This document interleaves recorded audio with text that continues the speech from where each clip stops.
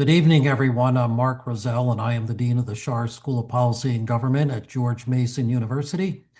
And we have hosted the Michael V. Hayden Center for the past 7 years, during which we have held numerous programs, such as this one, that help make sense of complex security and intelligence issues and challenges through the insights of leading practitioners and scholars.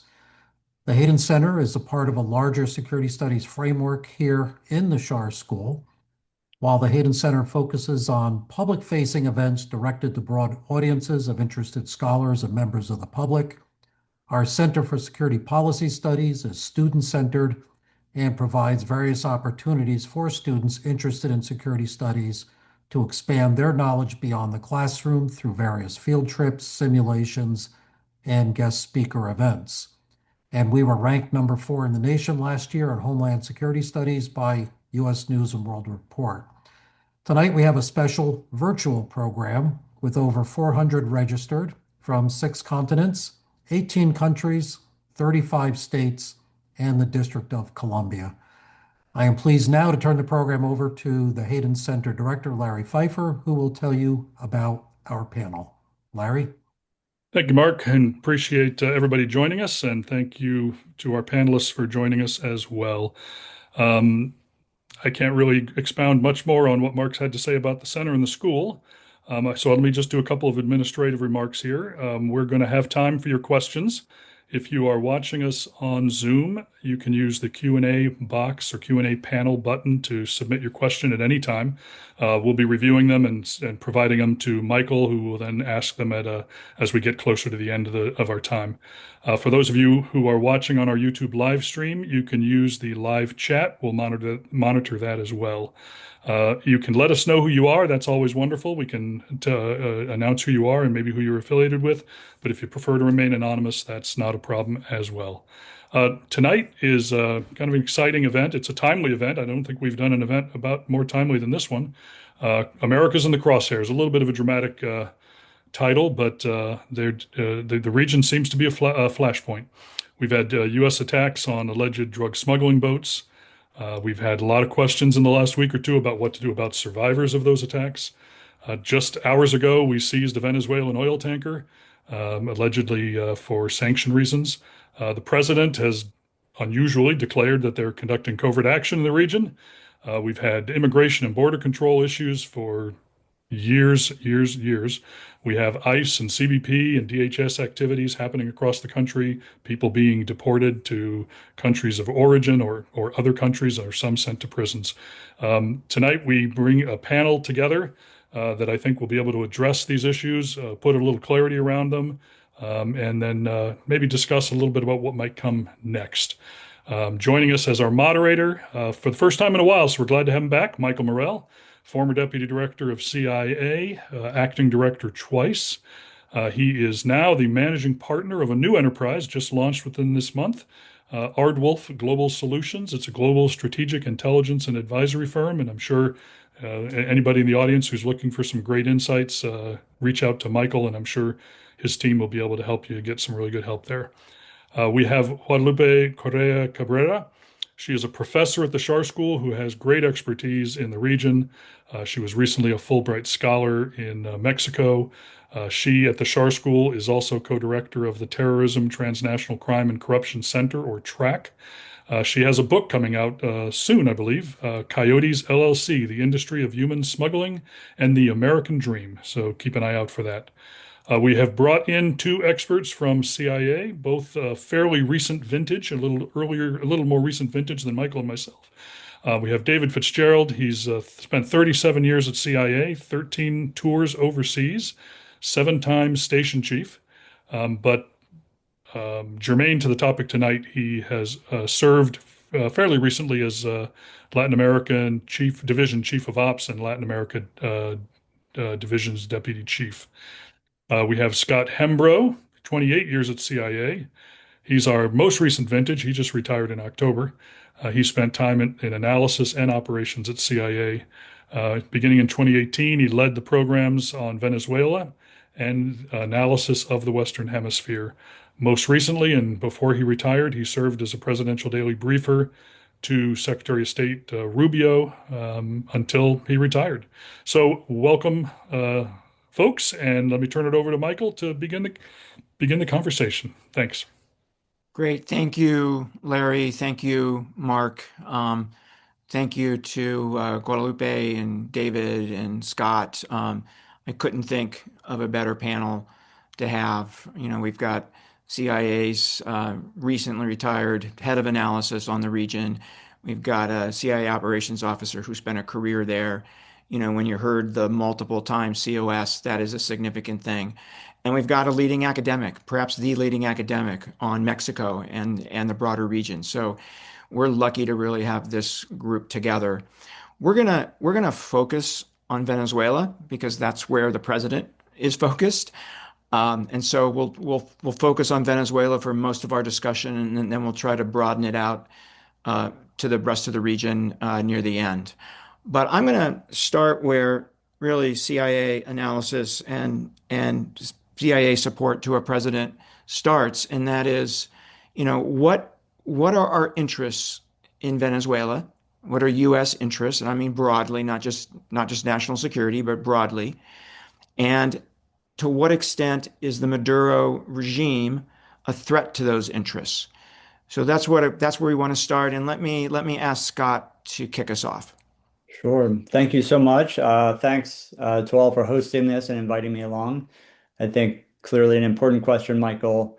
And I would lay it out fairly simply. Our interest in Venezuela is that we have a friendly government in Venezuela overseeing a prosperous and democratic country. That would give us a partner to cooperate on security, to cooperate on economic development of the resources they have there.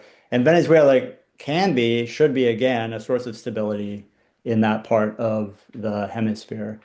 What we have right now is none of those things. And Maduro is squarely to blame for the situation.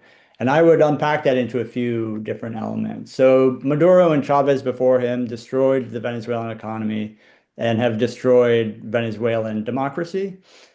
The oil exports from when Chavez took over in 1999 until we started sanctioning them went from about 3 million barrels a day to a little over 1 million barrels a day. So that clearly they destroyed the economy. Some people will blame sanctions, but that was an economy already in collapse. And what that has led to, the collapse of the economy and the collapse of democracy, is a massive outflow of migration, which has been a source of instability. We've seen 8 million people leave in less than 10 years, a quarter of the population. And so, you have, as a result of Maduro's government, this massive outflow of migration and some of the security and economic problems that's caused in the region. The second thing that I would put squarely on Maduro is his regime has cooperated with drug traffickers to move cocaine in particular through Venezuela and out to the broader market. That again, squarely Maduro's regime is involved shoulder to shoulder with drug traffickers and militants and destabilizing the area. A third thing they have done is they've invited in adversaries of the U.S., Russia, China, Iran, more recently. I would include Cuba there because Cuba's activities are contrary to our interests. And so you have a foothold for some bad actors in the hemisphere thanks to Venezuela. And then finally, and a little bit different, they've threatened to invade a very small democratic neighbor, Guyana. So again, a massive source of instability, probably the only threat of a cross-border war in South America for quite a long time. And that too, Maduro has really ramped up the threats. He's done a moderate military buildup on the border. And they've also threatened U.S. and foreign oil operations and exploration in the waters that they claim. So all of that falls to the Maduro regime and to the way that they've been running the country in over a decade that he's been in power. I'll leave it there and welcome the other panelists Yeah, to add.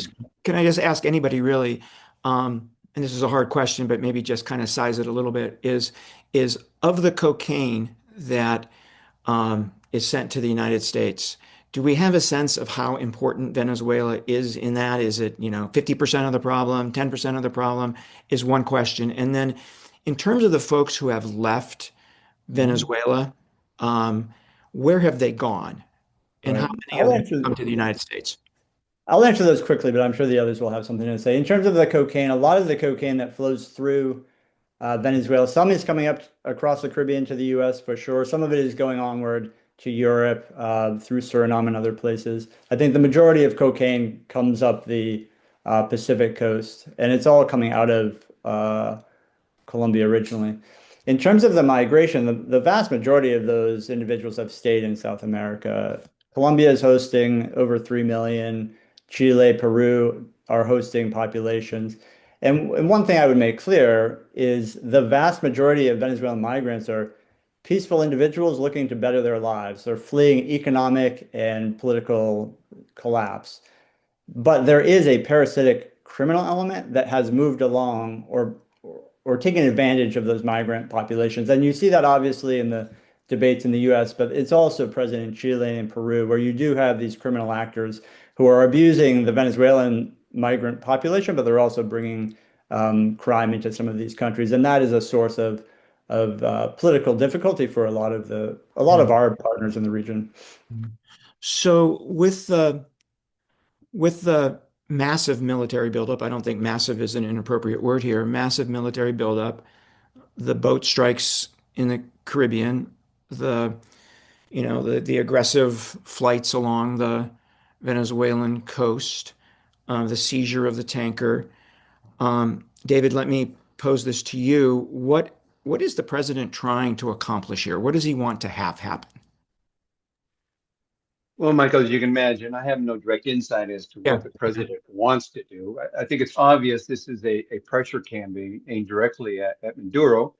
And whether it's his main goal or not, the drug trafficking is a problem. And I'll go back a little bit historically everybody talks about the Cartel de los Soles, okay? And I'll go back a little bit about kind of put it in perspective. And the Cartel de Soles has been around a long time. If you read your history books, you'll know that in the early 1990s, the National Guard was the Venezuelan National Guard was the main force that we were working with, both DEA, all federal law enforcement, the intelligence community was working with the National Guard. And it was headed by a general called General Ramon Guillen. Guillen was at the time our great partner. He was later indicted in the mid-1990s for cooperating with both the Medellin and the Cali cartel. And what we discovered, or really what we learned during this time, that it was systematic within the National Guard, that it had been really one of the, I think a DEA colleague told me at the time that the National Guard was one of the largest trafficking cartels in South America, right? So I think what's happened under the Maduro regime is that this has been not only in the past, this was tolerated by the government, by the various Venezuelan governments, but under Maduro, it's been institutionalized, been systemized. So it's a means of maintaining power for Maduro, where not only are the top security officials tolerating all this, they're actively participating in it to their own profit, which has been quite beneficial for the drug traffickers. Scott mentioned earlier that a lot of the drugs go to Europe. I would argue that as much drugs go to Europe as they do to the U.S. from Venezuela.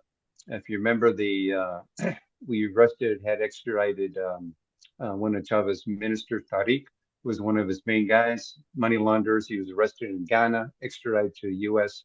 And that's been one of their main, how would I say, funnels to get drugs to Europe is through West Africa and then up to Europe. So it was coming in a lot. You used to have a lot of flights coming out of Venezuela. And you did see a institutionalized and a really official type of effort to profit from the drug trafficking. And you got to also throw in the illegal mining, which is also part of the Cartel de Soles up along the Brazilian border, the Colombian border, the help to the FARC and the LN along the border. So there's a lot of factors going on in Venezuela that really, as Scott said, can destabilize the country. But back to your question, Michael, as far as That's okay. what is our threat to our interests? Again, trafficking is a threat, without a doubt. Historically, I think you'll see it's been kind of a whack-a-mole in the Caribbean and the Pacific. Traffickers are pretty adept at coming up with new routes or just switching from the Pacific to the Caribbean. But we're seeing effort now in both the Pacific and the Caribbean. Yes, go fast are a big way to have always been kind of a major way to source drugs to the U.S. But you have the whole issue of the container traffic, the shipping traffic, the submersibles. Is it having an effect? Time will tell as far as whether we see a drop in the amount of cocaine coming to the US. I think it's definitely having a psychological effect. We see that in open source reporting where there's always volunteers, but it's becoming harder and harder to get these go fast to go out to sea. And we're seeing it out of the Dominican Republic. They're still coming in, but not like it was before. Along the Caribbean coast, Honduras, Guatemala, that whole area up there has been inundated with drugs coming out of Venezuela. So again, time will tell whether that's really an effective effort or not to stop the cocaine coming into the United States. Yeah.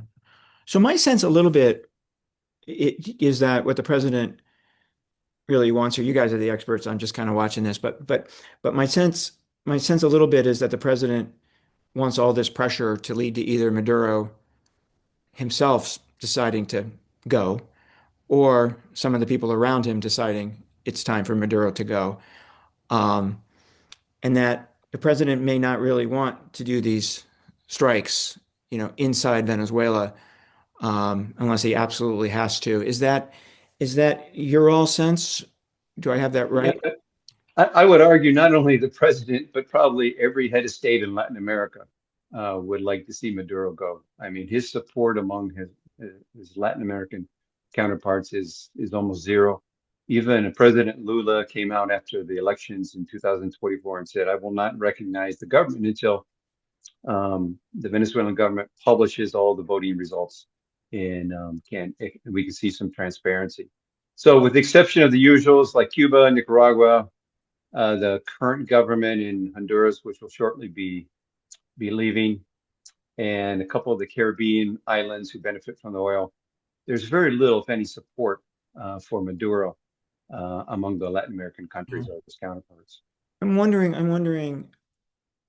for everybody, but Scott, you're probably the best positioned here to answer this, which is the longer this goes on and we don't actually strike inside Venezuela, to what extent does that strengthen Maduro? At least, give him a confidence that maybe what we've threatened isn't coming. Yeah, no, I think that's right. And I agree with you. I think this muscular saber rattling is to try to convince Maduro to leave, convince the people around him to help convince him to leave. And if we don't achieve that through the largest naval force in the Caribbean in a very long time, then the question is, what's our next escalatory step? I would argue that the seizure of this oil tanker today is very important because this is the first operation of this deployment that isn't explicitly about drug traffickers. We've been blowing up drug boats, and that we've been very clear on why we're doing that. This is I would argue, the first step to do something that is more directly detrimental to the Venezuelan government. And there's still details coming out about the ship, but yeah, as I think was teed up, sanctioned vessel, sanctioned for many years, probably bringing oil to Cuba, which is something Venezuela still does. They still provide, tens of thousands of barrels per day of oil to Cuba. So I think in terms of, what the White House has to be assessing, what the Department of War has to be assessing is if our objective is for Maduro to leave and we're not getting that result with everything we have down there, how do we climb up the escalation ladder? What are those next steps? And they certainly have, because it's the military, they have the plans to, keep ratcheting up pressure. I would probably bet $1 that we're going to, do something kinetic inside Venezuela because I'm not convinced Maduro is going to be leaving power in the face of what we're doing so far. And last point, he has pretty good personal security. He has good counterintelligence security with the help of these adversaries that I mentioned before. But he's also probably getting advice from Russia and Cuba to don't go anywhere. The Americans are going to get bored of it, or they're just, they're hollow threats. So I think the advice he's going to be getting from some important people to him is probably just stay put, and this will blow over.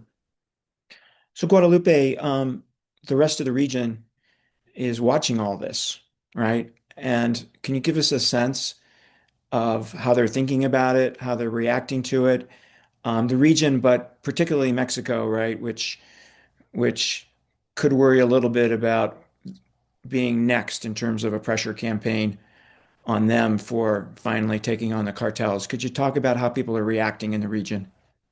Yeah, I can provide first an explanation of how people see this, and they don't see this as a matter of oil or drugs per se, as a matter of drugs. They see this as a decline in US power, and that's something important here to consider. And that's why, there is an attempt to really regain power, and that's the national security strategy was very clear on that. And the Monroe Doctrine and the Trump corollary, people are thinking that the United States is declining in terms of influence, and the region is trying to regain this influence. And therefore, the regional players, Mexico is a very different case.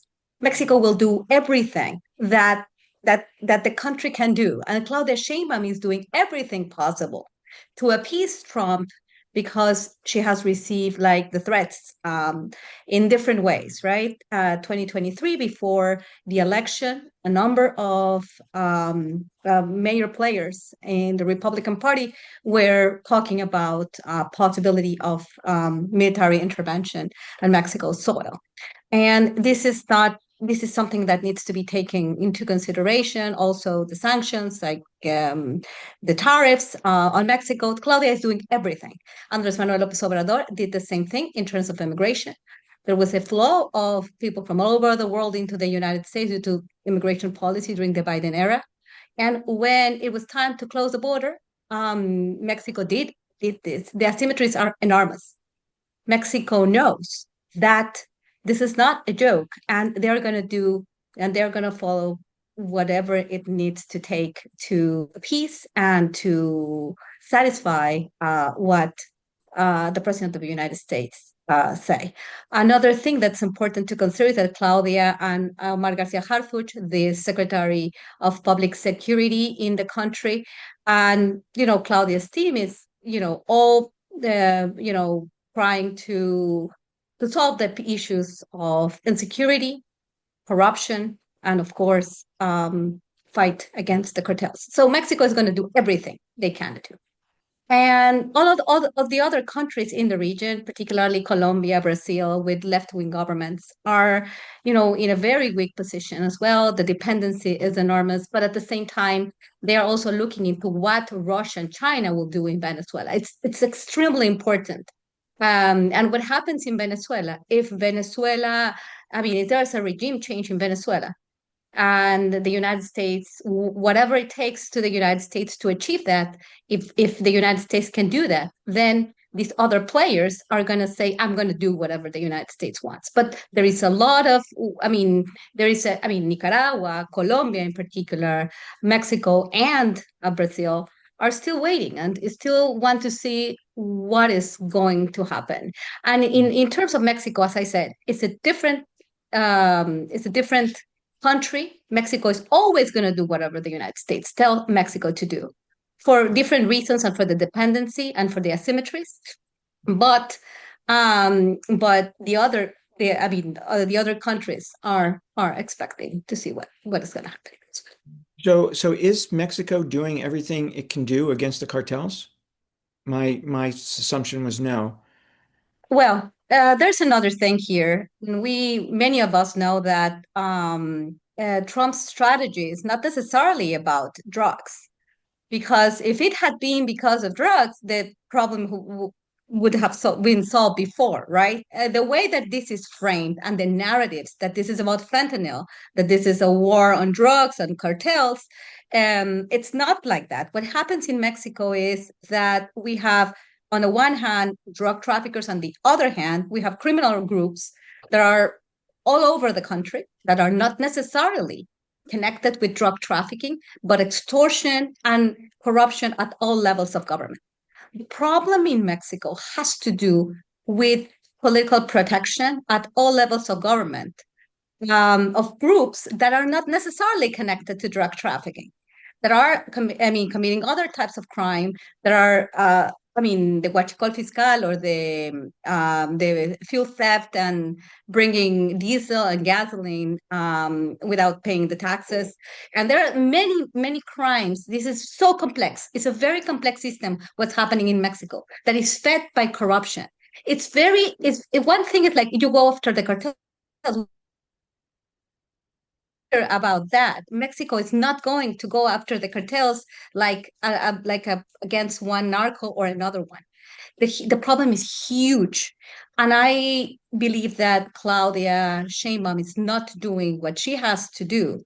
The reason why this is the case is because in her own party, there are main actors that have been accused of links with organized crime, not just the cartels. In the United States, people use that word, but we're talking about a very complex criminal environment that is connecting members of the government at all levels, federal, local, and state. Yeah. So we mentioned Russia, China, Iran. To what extent are they providing more than kind of moral support to the Venezuelans at this moment? It is difficult to know. And it's difficult to know what capacity they really would have. I don't think that Russia will be doing something in terms of arms or presence that, well, but we don't know. What is going to happen and how they're going to participate. But at this point, the influence of China in the region and in Venezuela is more economic. Iran, maybe there's a difference there. And with regards to Russia, we don't know. I don't think that they will, at this point, enter into a confrontation from the military perspective. But at the same time, there are some. Yeah. Scott, David, on that question? Yeah, good question. I think part of the problem is that there's equities involved. As we've seen in the past, Russia looked at it as the Venezuela, and especially China, it's more an economic relationship than anything else, and it was a way of getting in the back door of or the backyard of the United States. Cuba and Iran is a little bit different. We had that incident in, I think, 2012 or 2013 when the RGC Quds Force was running an operation to kill the Saudi ambassador in Washington. That was being run out of Caracas at the time, right? So we do see that level of intelligence cooperation. I'm going to assume that it's going to be increasing, at least on the Russian and probably the Iranian side, as to how they can assist Venezuela as far as what's going on vis-a-vis the United States. But at the end of the day, would they really would they really interact with Venezuela during any type of kinetic type activity? China, I think their big concern is, if we get a new government, are they going to honor the Venezuelan debts, the billions of dollars that they have with us, right? That's going to be their main concern. Is we just want to make sure we get our money no matter who's in government. Yeah. Russia, they're so limited right now as what they could do militarily. So I don't see coming out of there. Cuba, there is no real military capability that could help Venezuela, but with the exception of some intelligence. And then Iran, I just don't think it's going to happen. So I think it's a very limited capability, but I'll defer to Scott to see what he has to say. Yeah, no, I agree. I think, Iran and Russia have provided weaponry. Some of the more important weapon systems in Venezuela right now are from those countries, a little bit from China. But I agree, neither Iran or Russia right now, they have other things on their mind. They've had a rough go of it in the last year. And so I think it's probably not going to be a lot more than diplomatic and moral support. There's some indications, in the press that Venezuela has asked these countries for, a quick shipment of military equipment.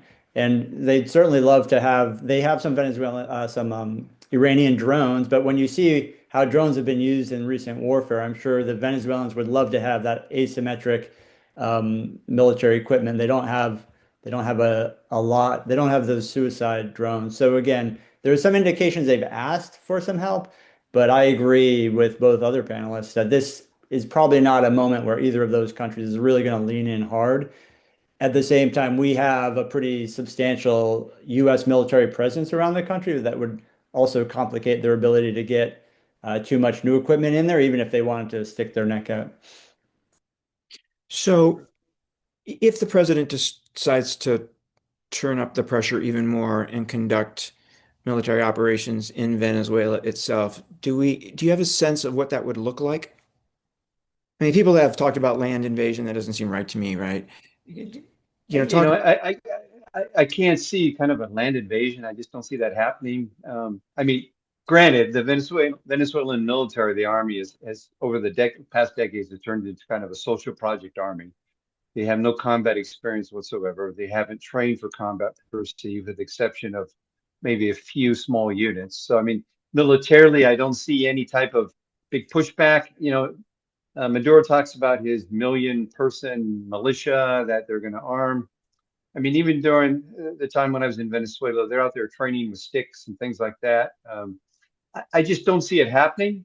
I think you're going to have a hardcore. I'd say most pollsters would tell you that the Bolivarian movement maybe has 25 to 30% of the population supporting them, against over 70% that are against them. But still, 30% of the population could cause problems just from a resistance movement if it got to that point. But I just don't see them having the capability to militarily defend themselves, given what they are. Even I think the Su-30, Scott, correct me if I'm wrong, that they bought from Russia a number of years ago. I mean, most of them become hangar queens. No doubt the Russians are probably over there trying to get them air ready and they do have some air-to-air capabilities, but it's nothing really sophisticated that I think our military would be able to quash in a matter of hours or days. So you think we'd be looking at airstrikes against particular targets that have some connection to narcotics trafficking? Is that what this probably looks like in the early days of military operations actually inside Venezuela? It could be, or it could be at certain security nodes, given how our military works. If you're going to go into a country like that that has some capability, whether it's air defense, that's the first thing you want to take out. Yeah, sure. So that's what I anticipate being the first strikes. And then, just as Israelis did in Iran, you take out their ability to defend themselves on the air-to-air capability or the ground-air capability, and then you start picking and choosing as what strikes you want to take. Yeah. Yeah, I would So, agree. yeah, go ahead. Go ahead, Scott. Yeah, no, I think that's absolutely right. That is what I would expect us to try to do. We do have a lot of resources in the area. We have a lot of special operations forces, and they plan for all sorts of things. So who knows what planning they may have done. I think it would be hard to go and grab Maduro, but I'm sure we've planned across the board. But I agree with David that I'd expect some airstrikes on targets that would escalate from a little bit less important to the regime to things that are getting a little bit more threatening to those elite, especially the military elite around Maduro. I would note the aircraft are in terrible shape. They do have surface-to-air missiles. They have Iranian patrol boats off the coast, and those are armed with Chinese anti-ship cruise missiles. So they do have a few things that would be, worrisome, but I think our military would crush them pretty quickly if it came to that. Yeah, okay. So now the kind of maybe the $64,000 question here. What happens if we're successful, right? What happens if Maduro decides to leave or he gets pushed out? One of the things I learned from 33 years in this business is that things have a tendency to go wrong at that point. We're not very good at planning for success. We're not very good at understanding the downsides of success. Gosh, we have a pretty bad record in that regard. Scott, let's start with you. What happens if Maduro leaves? Right.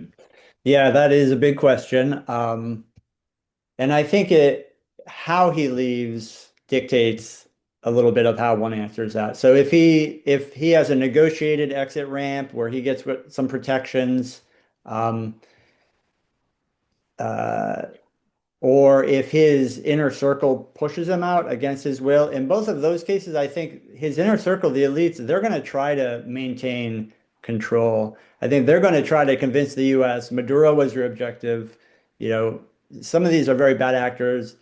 They have a lot at stake. They have a lot to lose if all of this collapses. So I think in a scenario where he moves out under negotiations or his elite kind of pushes them out, what we're going to see is Delcy Rodriguez, Jorge Rodriguez, Diosdado Cabello, Vladimir Padrino, some of the folks who are his inner circle, they're going to try to, I think, say, we will manage a transition and try to get the US off their back that way. And there will be a certain stability with that because the security forces will maintain, they'll still have someone to give them orders. And so I think that that would be one scenario. You do have the public, which overwhelmingly voted for the opposition in 2024. They came out and protested and got beat up very badly.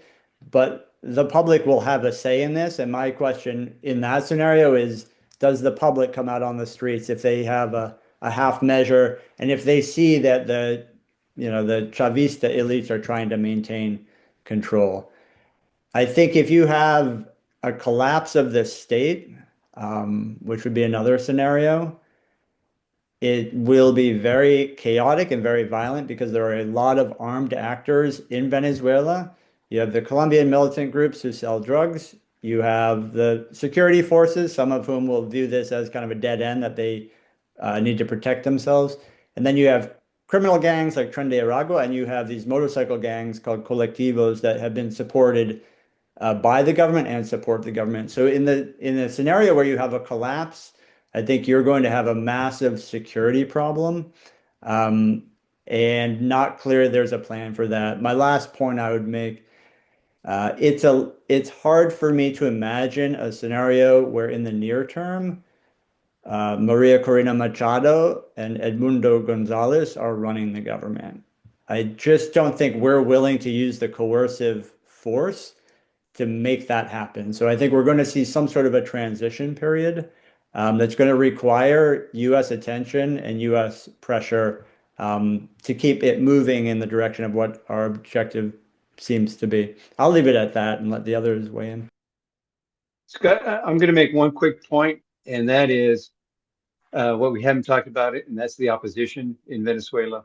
You know, back during the day, and I think it still rings true today, we used to always say that President Chavez's most potent tool he had to stay in power was the opposition, because they were so fragmented. They were fighting among themselves. Every leader of every opposition party wanted to be the next president, and Chavez and Maduro himself would play one against the other, either coerce them, buy them off, or force them out of the country. So you don't have a strong opposition there. You don't have a cohesive opposition. And any post facto departure of Maduro, I think we have to factor in what role would the opposition play and how could we kind of unify with the opposition? Because right now, and it's unusual for Latin America. It's probably the most fragmented opposition I've ever seen during my time working in Latin America. Do you think that it's possible that the U.S. should Maduro go, that the U.S. wanting to avoid the instability, Scott, that you talked about, and more people leaving Venezuela, right? More instability in the region caused by that. More Venezuelans trying to come to the United States, whether that's possible or not today is, hard to predict. That the U.S. might decide that it can live with the fragments of the regime. If these regime figures said, the narcotics will end, we'll allow U.S. oil firms back in. You'll get, Mr. President, you'll get 10% of our oil revenues. Do you think that's a possibility here? And the democracy that you talked about early, Scott, never happens? or it gets pushed way down the road. What do you think about that scenario? Yeah, I think that Feel free to be honest and push back if it's. no, I will, of course, be honest. I think that is a possibility. I think when, foreign policy is making decisions between a bunch of bad choices, right? And if we are not willing to put a bunch of troops on the ground and continue to ratchet up our involvement in the country, it may be that we have a hard time getting past that initial transition to an insider. I don't think that's our objective. I don't think it's our goal. I think there's some important officials within the administration who would not think that's acceptable. But in the end of the day, it's the president's foreign policy. And the president could look at the situation and say, this is good enough for now. I would make one quick additional comment on that. Sorry that someone came on the camera that distracted my thinking. And there goes the train of thought. So the question was, what was the question? The question. No, I forgot the question too. Well, I'll jump in here real quick, and that is, no matter what happens, you're going to have some amount of chaos. Okay, Yeah. That's just the way these things play out. So the question is, how much chaos will you have, and how much can you tolerate? I mean, you look at various scenarios in the past. You look at the invasion of Haiti back in the 90s when we came in and toppled the military government. One of the things they did smartly then was they incorporated the security forces into the temporary Haitian police force. Okay, then you fast forward to Iraq, where we had our anti-Ba'athist movement. We just disbanded all the security services, and it turned into chaos. So there's options out there, and there's ways to do it right, and there's ways to do it wrong. I think the key, at least for the administration, is what is going to be the kind of the straw on the camel's back that causes Maduro to just say, my time's up, I got to get out of here.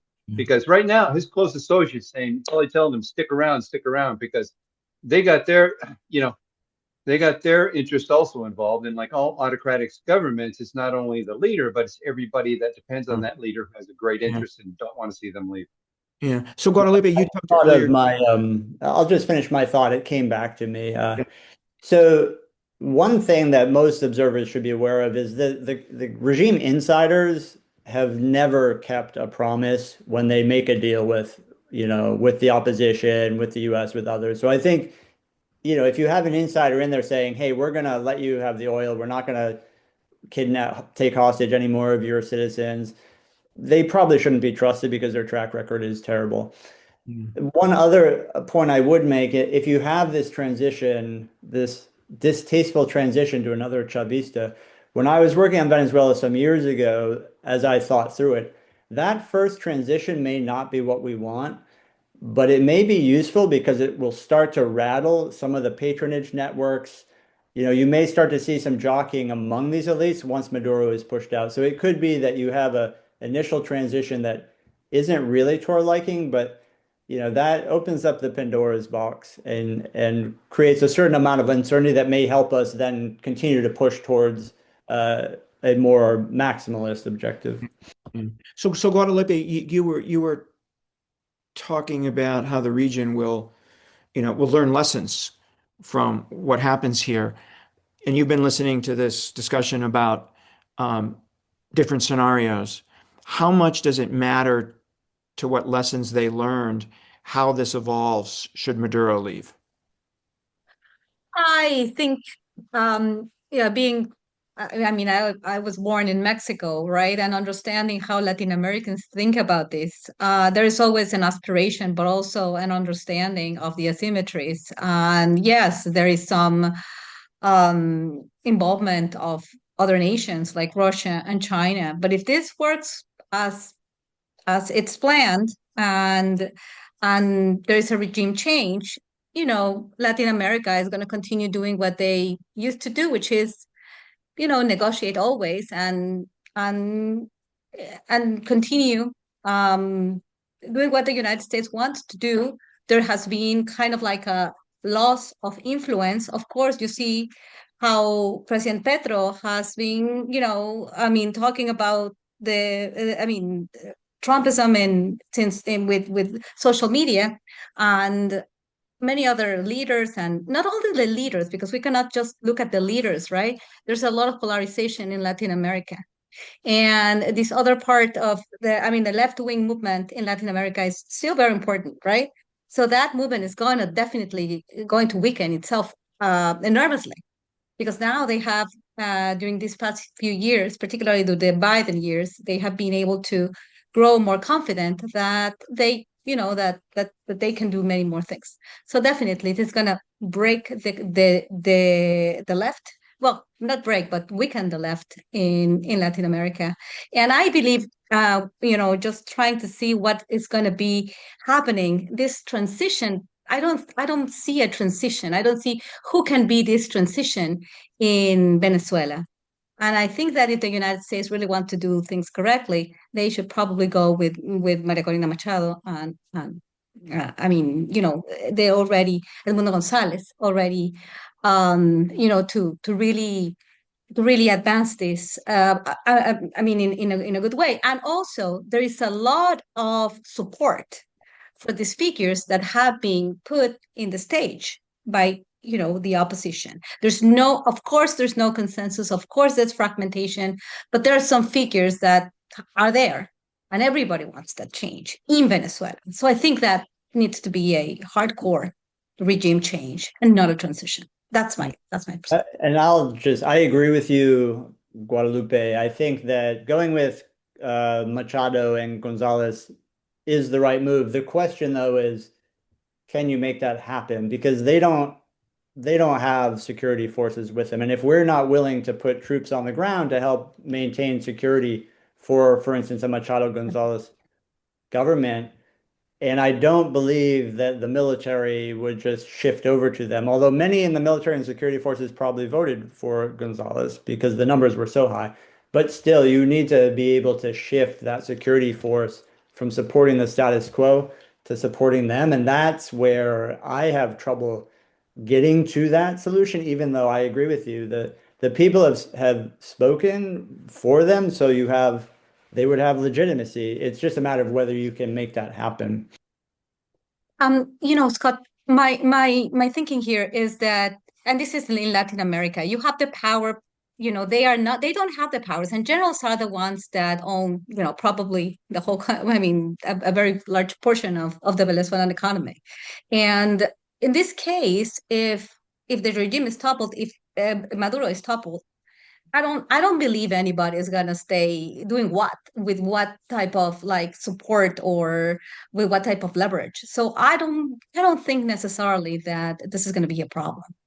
But this is my No, I think it's a big question, right? One thing I would say it's somewhat related, but I think it's worth putting out there because people, when they talk about Venezuela, they're talking about other regime change. I would lay out there, which you know well, Venezuela has a long democratic history. They've had many, many decades, generations of democracy in the country. They have natural resources that can provide revenue. They have democratic institutions that have been damaged heavily by Maduro and Chavez. There's no major sectarian divisions in the country. There's a lot, and as an analyst, optimism is not my natural go-to, but there is a lot in Venezuela that makes it unique and does, I think, lay out the possibility that it returns to a prosperous democratic country as it was for most of its history. Yeah, I want one final comment, Michael, and that is, let's put it in perspective. Venezuela is not a leftist government. It is a criminal government. I mean, the Bolivarian revolutionary BS went out the window years ago, okay?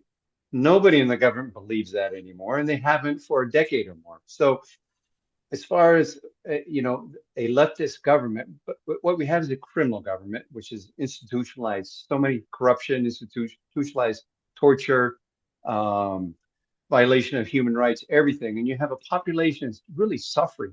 It's turned into one of the poorest countries in Latin America. Over 25% of the population has left. So I kind of understand the administration is, okay, we either do something or we do nothing. What is worse? Because this has been going on for a number of years. So I think that's where this administration is we have a choice to do nothing or we have a choice to do something. Yeah, I actually admire that. Do something. It's kind of in our nature, right? Do something. So I want to turn in a minute here to audience questions, but I want to finish with a last question, which takes us region wide. And my last question, and I'll go to each of you here. My last question is, what really worries you about the region, or what are you excited about for the region, right? Let's not be negative here. And Guadalupe, why don't we start with you? Sure. What I started to, and what I have been seeing is the decline of the influence of the United States worldwide. And that is why I think, and again, I'm going to repeat this, the National Security Plan and the focus on the Western Hemisphere says that there's a recognition probably by the US government that, this is a multipolar world and let's adhere to our region. And so let's clean the house and let's take out the outside influences from the region and let's, use the our mano dura policies to kind of like establish some order. And I think that's the plan. Are there, what is going to be the result? I think it's going to be positive because there is a very clear plan. I could read it. It's, I mean, beyond the narratives, beyond the jokes or the Gulf of Mexico, the Gulf of America, or whatever. There was an initial plan, and America has that plan, and I think that this has to do with the decline of the influence of the United States worldwide. So I think there are more opportunities than challenges, but of course the challenge is doing this in the wrong way and not calculating the capacity that the United States exercises over its own, hemisphere. That would probably be very complicated. Yeah. David? Great question, Michael. And I'll try and sum it up. It's been interesting throughout my career. Latin America was always kind of the backyard and kind of left alone. And as I used to brief the seniors, you guys up in there on the 7th floor, Michael, I used to say, okay, in Latin America, we have to focus on country A, country B, and the crisis. And they'd ask me, which crisis? I said, I have no idea, but nobody focuses on Latin America until there's a crisis. And that's just how we've kind of run our policy in Latin America through every administration. Now we have an administration that is all of a sudden focusing on Latin America. And whether that's good or bad, I don't know, but at least they're focusing on it. The other issue I think right now is what I've seen in Latin America throughout my time there, and even today during my travels there and everything, is it's security. People are worried about security. You see that throughout Latin American countries. How do you protect my security? The economy. How do I live a decent living? There's corruption throughout governments, whether you're a leftist, a center, or a right leaning government. Corruption exists. Organized crime has infiltrated all levels of government throughout Latin America. We have some new presidents in power. We'll see how they do. We have kind of a shift. Bolivia has now gone to a center-right government. Elections in Chile, it looks like the center-right president will win there coming up. Petro has elections in May. He hasn't named his favorite candidate yet, but polling now suggests that it's not going to be too close as far as the change of government there. So there's a shift going on in Latin America. And just like when it shifted to the left, those governments had to prove that they could help the people, which most of them failed. Now we're seeing a shift to the right, and they're going to be faced with the same problems that the past governments had. Yeah. Scott? Yeah, I agree with both of the others. They hit on the things I would hit on. I'll just say a few words. I think the U.S. focus on the region is welcome. The national security strategy makes it clear. But my worry is that we won't maintain that focus.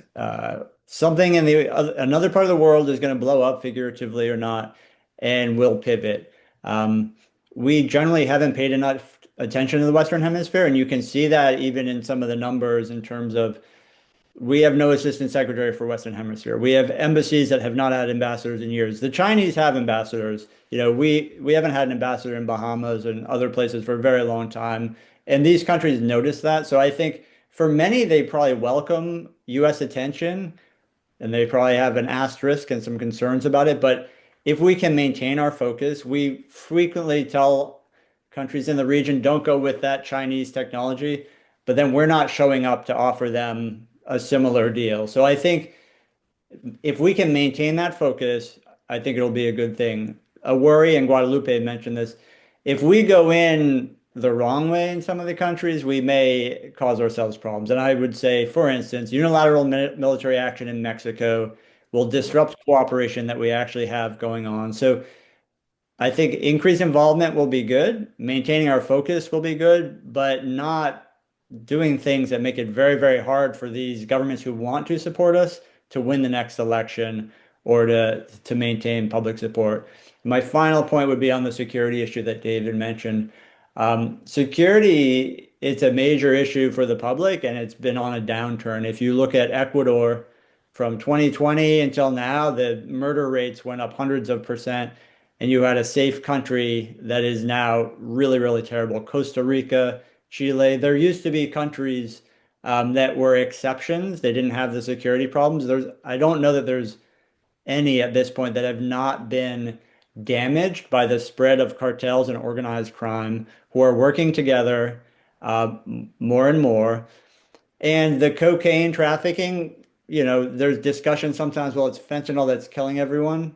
Cocaine kills a lot of people and ruins lives, but cocaine also provides money to these criminal groups who are in Mexico involved in fentanyl and throughout the entire hemisphere involved in human trafficking, extortion, all of the things that undermine, governance and the quality of life for people. So this keeping an eye on the security and partnering with countries in the region to try to do what we can to tamp down those problems, I think is very, very important. Yeah. So let me turn to questions from the audience, and let me just start by saying, just a reminder, if you're watching on Zoom, use the Q&A panel. If you're watching on YouTube, just use live chat, and we'll get the questions. So thank you. I'm going to kind of go through these, but I'm going to try to summarize them so I don't read them. The first question is really about China's role in the region. The national security strategy makes clear that our preference is that if the great powers, right, stay out of Latin America. But China actually has something to offer these countries, right? They got trade and they got investment. So how are we going to keep China out when they have something significant to offer the region? Who wants to take that? Guadalupe?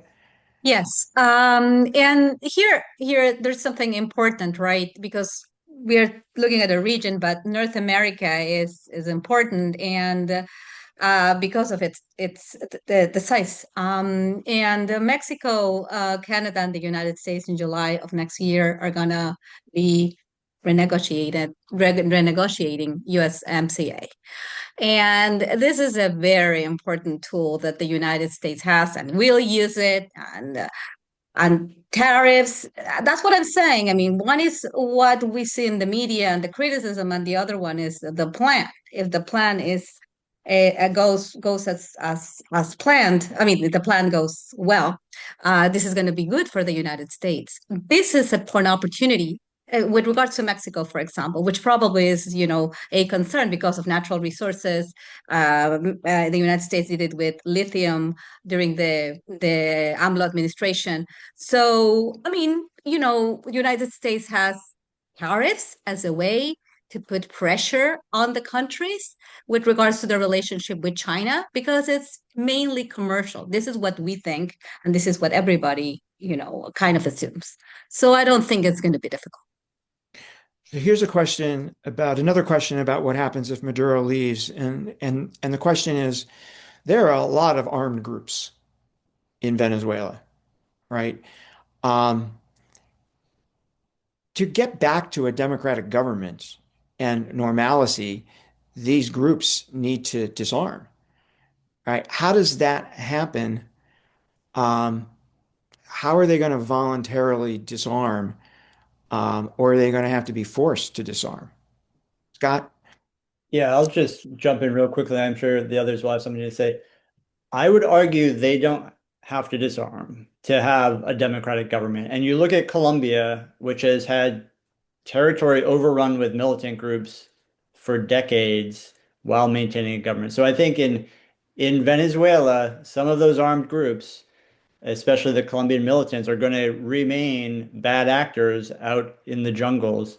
The national security strategy called for, I'll get the words not quite right, a reasonable level of stability in the region. And I think that's what you would ask for in Venezuela, because you're not going to be able to defeat these groups who have been fighting for decades. They do need to get control of some of the criminal groups and some of the motorcycle gangs of colectivos. But again, none of our partner countries in the region, including those with pretty robust democracies, have been able to fully defeat their criminal elements and their armed groups. Can I say something about Please, of this? course. I'm Yeah. sorry. No, I'm no, sorry. It's please. just No, Guadalupe, go ahead. okay. I just want to say something. This is going to be difficult. This is really. I'm not sure if I completely agree with Scott here. It's going to be very difficult because one thing is the imposition or a regime change. We see it as an imposition of regime change, but really, corruption is enormous and it's ingrained in the region and of course in Venezuela. So you really need to have very clean officials, and this is not going to happen. And that's the problem because the political protection is done by region within Venezuela. So I don't know. It's going to be difficult. It's going to be difficult. How the disarm? I mean, how the groups will be disarmed? I don't know. It's really challenging. Yeah. I mean, One quick point, Michael, on that is, please, David, go ahead. Scott and Guadalupe are spot on that. I think the one issue that I've seen in other situations like this, and I would argue based on some polling and some other open source information, the rank and file in Venezuela, as far as the police and the army and the military, they're not Chavistas, they're not Maduristas. I mean, they're in that job for survival, right? They get their $20 a month salary and just trying to get access to the government food store to feed their family. So I think we're not looking at some hardcore security force that is going to fight to the death. I think what we're looking at is the upper echelon of the security force that, yeah, they're pretty loyal to Maduro because that's where their interests are. But yeah, I think you could, like we did like happened in Haiti, where you actually took that rank and file and turned them into a interim police force, which really served quite well as far as that bridge into developing the Haitian National Police. I won't talk about their current status, but at the time, they were a fairly professional force that restored order in the country. Scott, do you have a sense of if the sanctions went away on Venezuela because we liked the outcome after Maduro leaves and investment flowed in, how long would it take for the Venezuelan oil industry to rebound and really start exporting oil in a way that really helps the country? Yeah, I think in that scenario, you could have some quick increases in exports. And when we gave a license to Chevron in late 23, you saw exports jump around 20% pretty quickly from the wells that are currently operating. So I think you could have a near-term boost. But I have, read some analysis that to get back to that 3 million barrels per day that they had in 1999, there's estimates that will take a decade because the infrastructure is so damaged throughout the country due to underinvestment, due to corruption, um, and due to the very heavy nature of Venezuelan oil, which really mucks up the infrastructure if you're not maintaining it. So it's a difficult, heavy oil that requires imports to get it out of the ground. And so I think you've ended up with a much more kind of destroyed infrastructure than you might have had in another country. So again, I think near term you could see increase in exports, and many of those exports would probably go to the US Gulf Coast that has refineries that are built specifically for this heavy oil. But again, to get to that, up to 3 million barrels per day or more, it's going to take a decade, billions of dollars of investment. Having said that, the number one sees for Venezuela's proven reserves is it's 303 billion barrels in the ground, more than any other country in the world. So the payoff for a company that's willing to put in the investment and the time now could be huge, as is the payoff for the country and the citizens if that money is used effectively by a democratic government. Okay, another question, which is the Cuban presence in the country. How significant is it? What do they do in Venezuela? And how easy would it be to get rid of these guys? David, you want to go first? Yeah. Well, I don't know if you could get rid of them. They'd probably all want to stay, right? That was part of the issue with the Cuban doctors going to Venezuela. Very few wanted to go back. So the problem was they would hold their salaries and their families as hostage in Cuba so that they'd come back afterwards. And even with that, a large percentage ended up either staying in Venezuela or leaving to some of the other Latin countries. On the intel side, yeah, I mean, the inner security and to a certain extent the outer security is all run by Cubans. I mean, for President Maduro, he doesn't trust his own Venezuelans for his own security. So that would be a factor as far as if it came to getting rid of Maduro the hard way, right? All the National Guard and the military units have Cuban CIA officers integrated into them. So part of their job is to keep track of everything that's going on within those units, looking for any type of CI activities that could affect the Maduro regime. So they're definitely implanted. The problem is, would they be like a military force that could act against the U.S. forces? No, they have no capability. But they would provide a certain type of security and certain type of intel support for the Maduro regime. So how does Guadalupe, how does the president's rhetoric about the Panama Canal play into Venezuela? Maybe it doesn't, but play in the region more broadly. Well, this goes, in my view, this goes to China, right? To regain control over a very important strategic part of the hemisphere. And that rhetoric is not just rhetoric, it's like, it's the Monroe Doctrine and the Trump corollary. It's an idea, but it's a reality as well because of the economic influence that China has had. So the attempt is to regain that influence. I think it's more with regards to Panama, right? There are different approaches. The border is one. It's America first. Is America first in a time of decline? So let's make America great again by starting with the basics, as the United States started with, having a control of the Americas, and the Panama Canal is that, in my perspective. Yeah. Hey, Michael, I have my second home in Panama, so I spend a lot of time there, and it's interesting. Yeah, Panama is Panama. It's a nice place. Panama is It's a very nice place. it's a lovely place. I love it there. Panamanians are great. It's a great country, but Panamanians, I can tell you from my firsthand experience, are much more focused on their job, the crime, security. When President Trump came out with all that rhetoric and, President Molino, he took a beating for a while, but it's not even in the press anymore. It's every now and then it may come up about the reports and everything like that, but it's really become kind of a non-factor in Panama. Yeah. Yeah. So guys, what is the corollary to the Monroe Doctrine? People have been talking about the corollary, and I'm struggling a little bit to understand what is the corollary?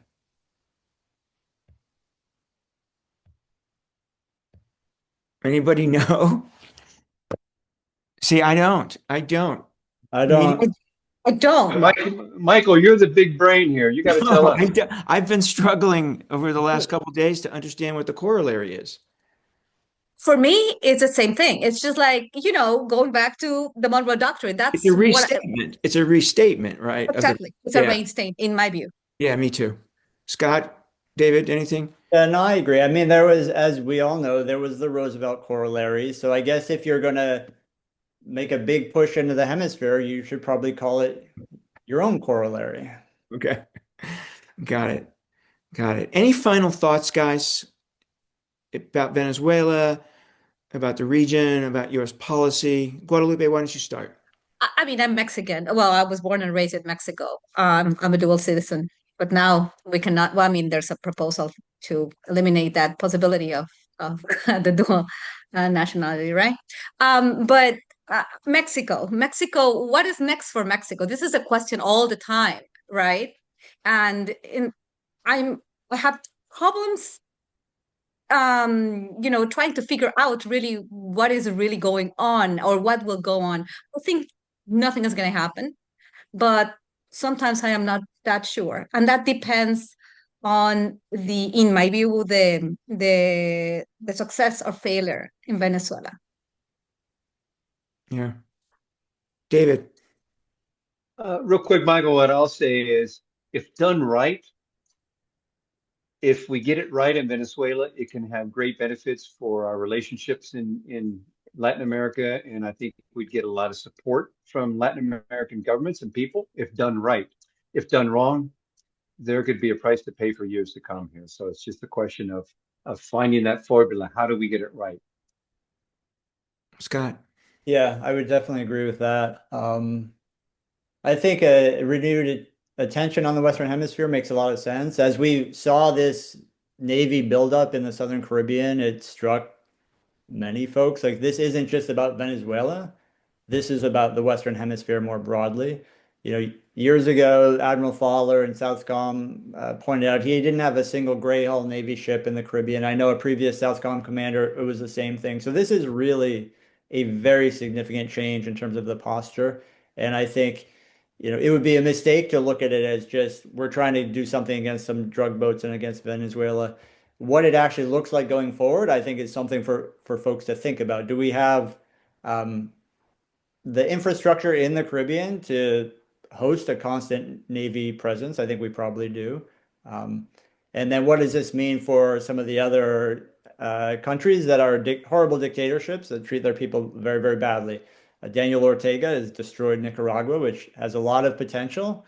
And Cuba, the economy and everything is just a mess. So I think Venezuela is part of the bigger picture. The national security strategy, when it came out, made that clear. The first section is Western Hemisphere, and it's pretty robust. And I think you also have, in the White House right now, Secretary Rubio is someone who's been very focused on the Western Hemisphere for a long time. His Deputy Secretary, Chris Landau, also very focused on the Western Hemisphere. He grew up in Paraguay and a couple other places, was ambassador in Mexico. So you have some folks who I think are going to maintain that focus as long as they can. And I think it's a welcome move as long as we don't do it incorrectly, as David pointed out.